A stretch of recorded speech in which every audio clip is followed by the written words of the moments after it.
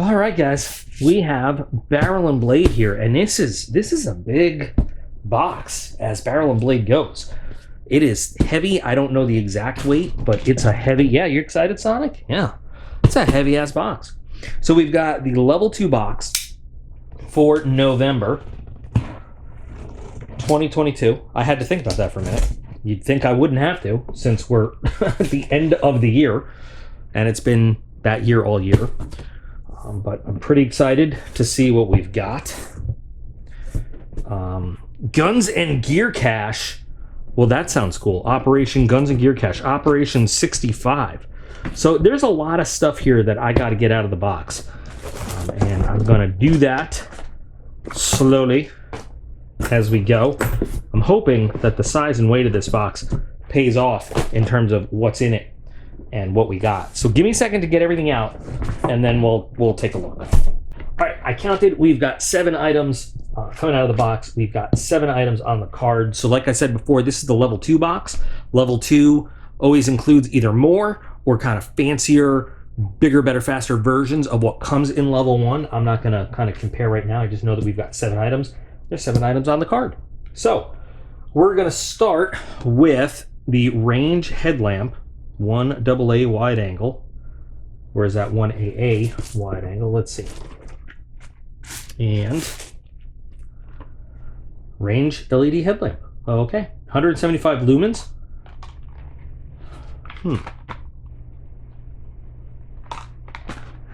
All right, there it is. What does it say here? $27 is the price they give. Remember, all prices are MSRP. So, and Browning, by the way, I recognize that. Browning is the brand. Let's hope we didn't cut anything important to get it out. I really always appreciate hands-free lights. Now the $27 figure on here, you know, we always go back and forth. Okay, $27 MSRP. Is that really what it's worth? Could you find it for less than that? You probably could find it for less than that if you go looking. But it is very lightweight. Comes with an adjustable elastic headband on there. Is this the switch? That is the switch. Now, the question is this how we open it? Do you put batteries in? It looks like it, because there's a hinge on the bottom. Okay. And it's nice that it does come with the battery, because not all of them do. Let's see what we've got. Oh, it's bright. Brighter than I thought it was going to be. If we hold it down, does it do anything? Nope. Oh, wait. It did something. There we go. Okay.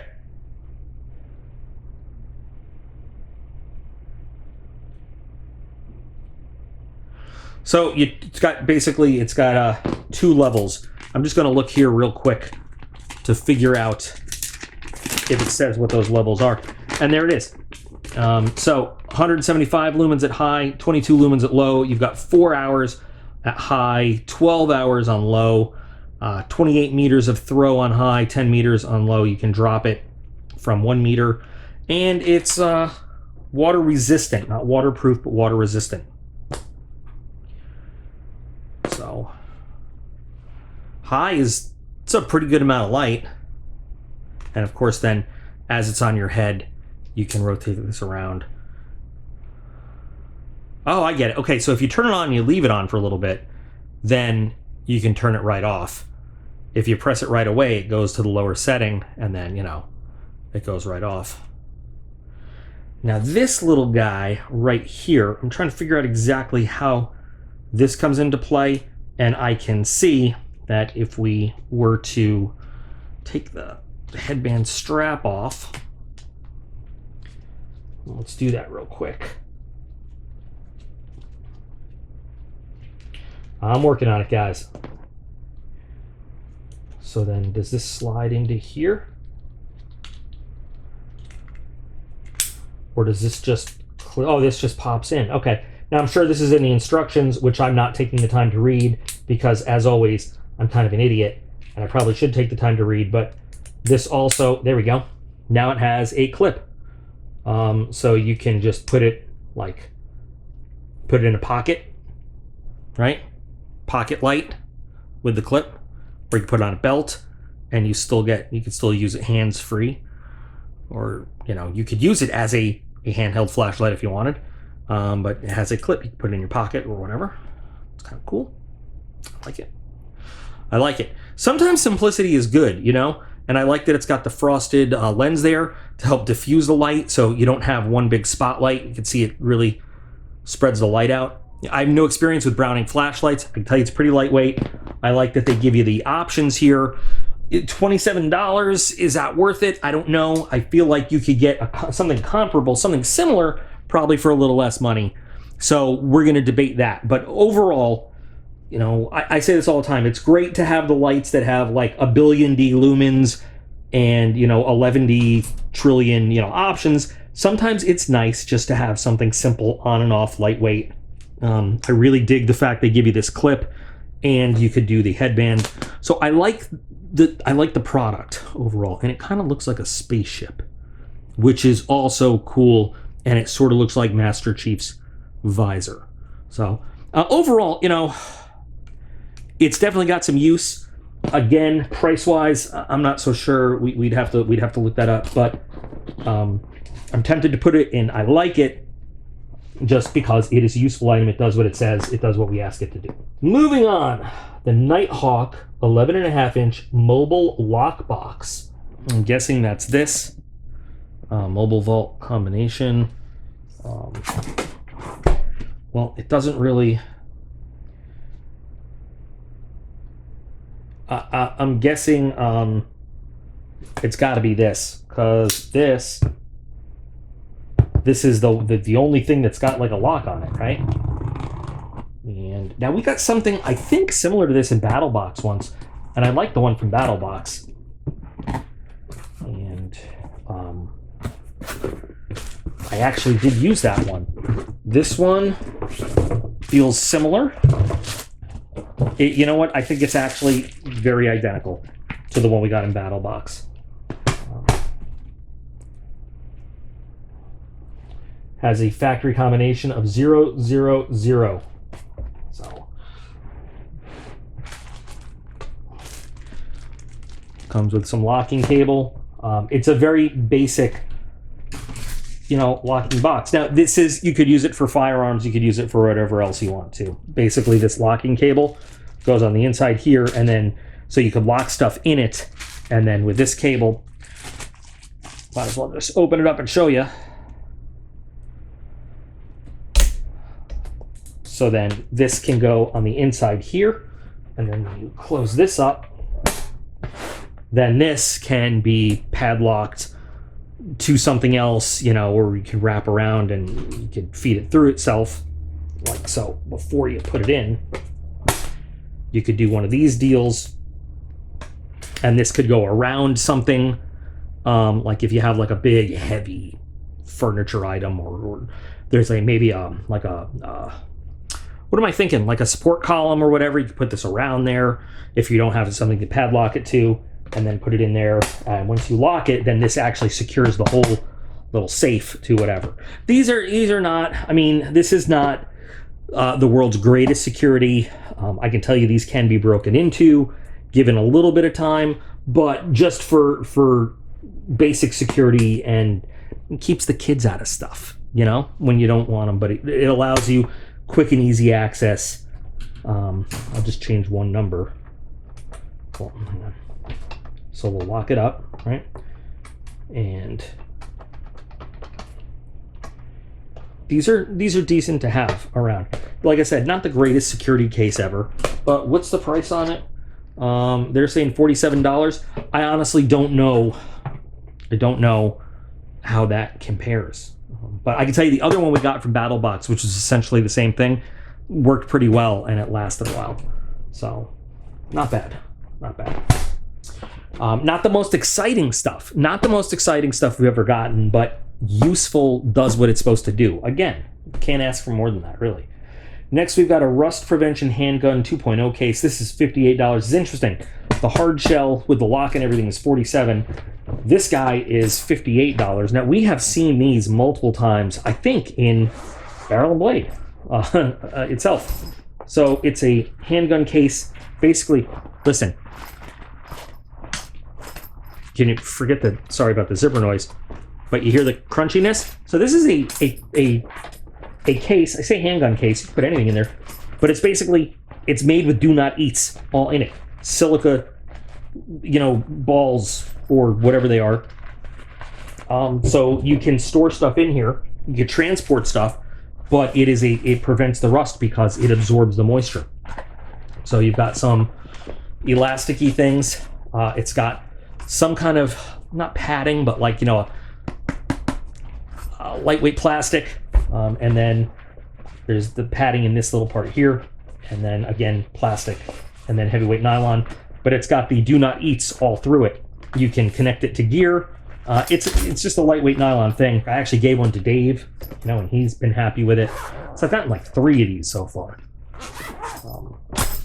Yeah, I'll say one more time, not the most exciting stuff, but keeping your gear in functional condition is important if you want it to actually work. Nice padding on the handles. You know, I'd rather get fun, exciting, cool stuff that we can play with. But the practical side of me is like, you can't play with your gear and do good stuff with your gear if it gets rusty and crappy and you can't keep it serviceable. So I'm really torn. I'm torn because this isn't exciting stuff. I think I've said it now 10 times. Sorry, I'll say it one more time. This isn't exciting stuff, but this is for maintaining and storing. I mean, you know, it is what it is. So again, price-wise, I'm not sure. Next, we've got lockdown silicone pistol sock. Now, these I have said in the past I don't like. Silicone impregnated to prevent rust. Elastic fabric hugs firearm. Okay, I don't like these things. I don't use them. But there are other people who have commented on these things. They love them. We have gotten transfers into the shop where people basically, this is the only packaging they put guns in, and then they ship them.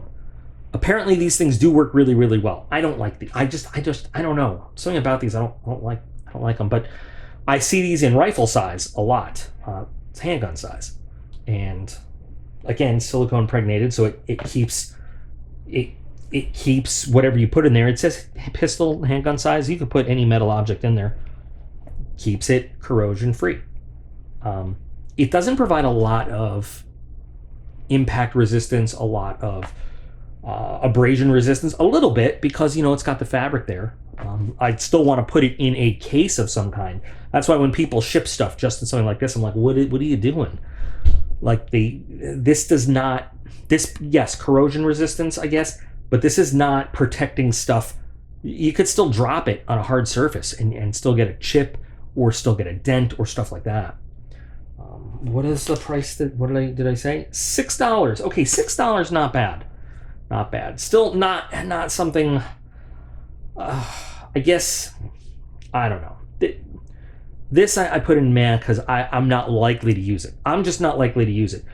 Other people will comment and say they use these things all the time and they really like them, but it's not my style.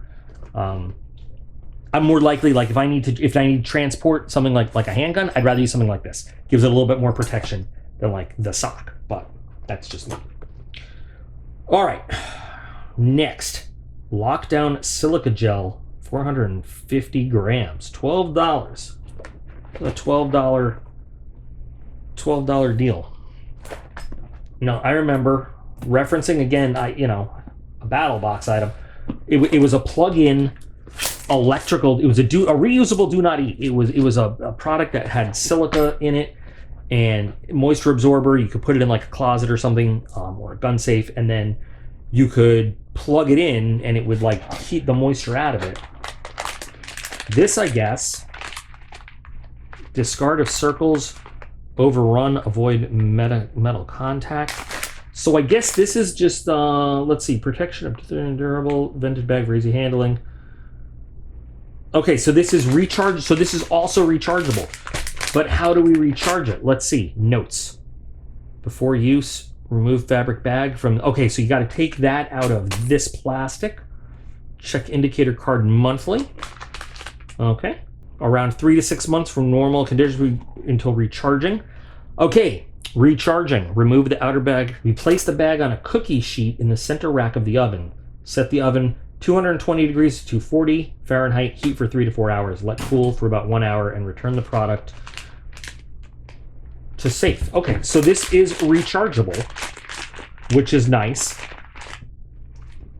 I think this works in a slightly larger area than the plug-in one. I will say it's not as convenient as a plug-in in terms of recharging. You got to put this in the oven. I like that it has the humidity indicator. Warning if pink. Change desiccant. Examine item if pink. It is nice that it's a rechargeable thing. You put this whole thing in your safe or closet or whatever it happens to be. A safe measuring 59 inches by 30 inches by 22 is 22.5 cubic feet. And that's what this thing does. I guess at the end of the day, after all my I like the concept. I think it's cool. I love that it can do a larger area, but having to put it in the oven, you know, the convenience of the other one where you just plug it in versus having to like do a whole thing in the oven. I'm gonna put it somewhere like towards the meh, somewhere between I like it and meh. Great idea. I just I don't know, guys. I don't know. You know what I mean. All right, next we have a lockdown hydrometer. This is interesting. This is nothing I've ever even thought of. So a hydrometer, basically telling you, I guess, the humidity, you know, which is nothing I've ever even thought of before. So the humidity level in here is 60%.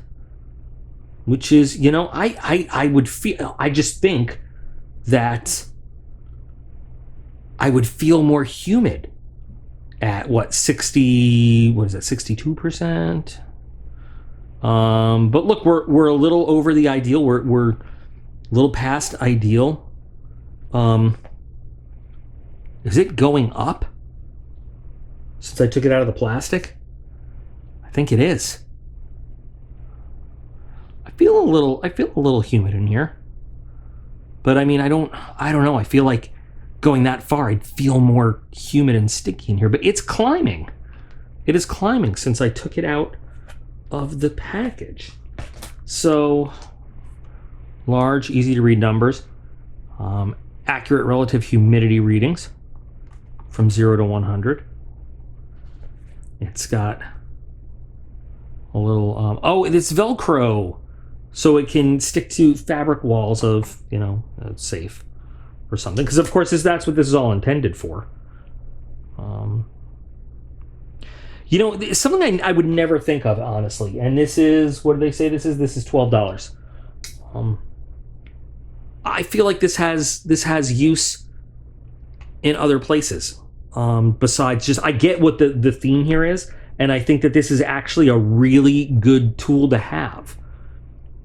In addition to stuff like this, but again, this just absorbs, you know, moisture and then tells you when you need to change it. But this tells you about your operating environment and gives you, you know, the info to know how you're doing and if the measures you're taking are working. So a diagnostic tool is pretty good. Now this is all plastic. There's no, it looks metal and everything. It's just all plastic. So I mean, that's very lightweight, but at the same time, I don't know if it could, you know, how durable it is, but $12. And again, I don't know. I have no idea how the prices on these things run. I'm sure more experienced folks could chime in on this. I kind of think that this is a good idea. Say it again, something that I never would have thought of. But for what we're talking about in the theme here, saying this one more time, not a very exciting kind of thing, but a very useful tool to have.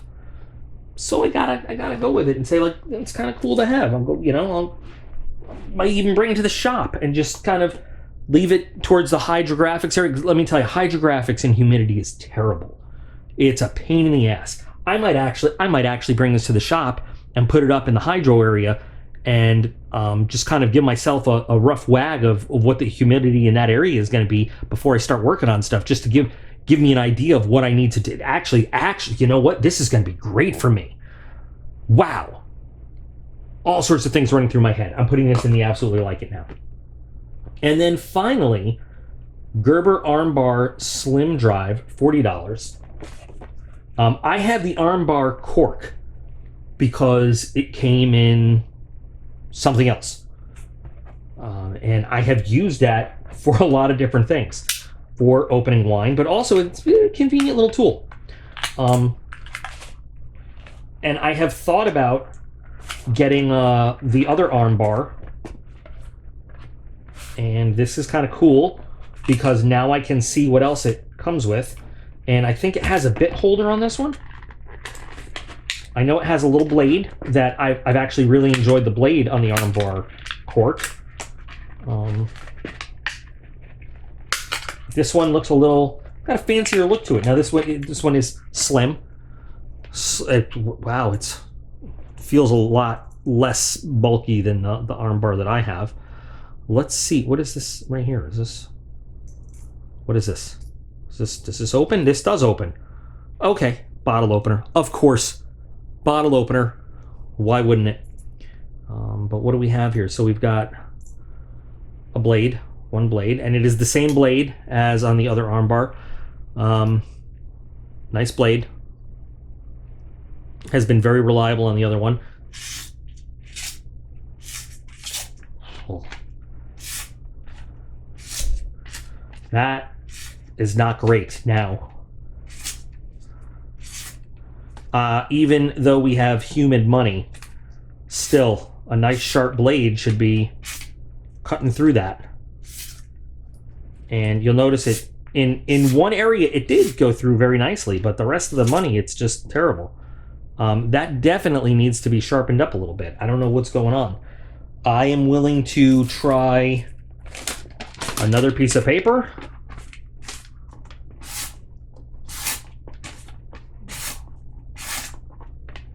We end up ripping. Yeah, this definitely needs some finishing. And that's upsetting because the other armbar that I had worked. The blade was very, very nice. I feel like it just needs a little time on a diamond though, and then maybe a little strop, but that's upsetting. That's disappointing. Especially from Gerber. Gerber's supposed to be a good brand. And then we have, what do we have here? Standard 1/4 inch. Yep.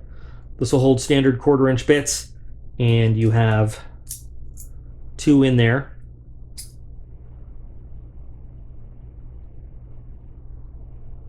Sorry if we're a little fuzzy on the focus there, but does this lock as well? This does not. And then it's got a little key ring you can attach to some stuff. So not a lot of tools. Again, it's supposed to be slim, but one-handed, which I like, except for the knife, which, you know, you could open one-handed, but it locks. And I'm definitely going to work on that edge a little bit. And again, the other one I have, the blade is great. I don't know what's up with this one. This probably has some use. The only problem is, unless you're carrying just this, which gives you, you know, your one size Phillips head and one size slot, you have to have like a pouch on a belt or something, or in a pocket with all sorts of other bits for it to really be versatile and useful. But it does have some potential, and I like it. It's something that you can throw in a pack or a bag or even a pocket or whatever.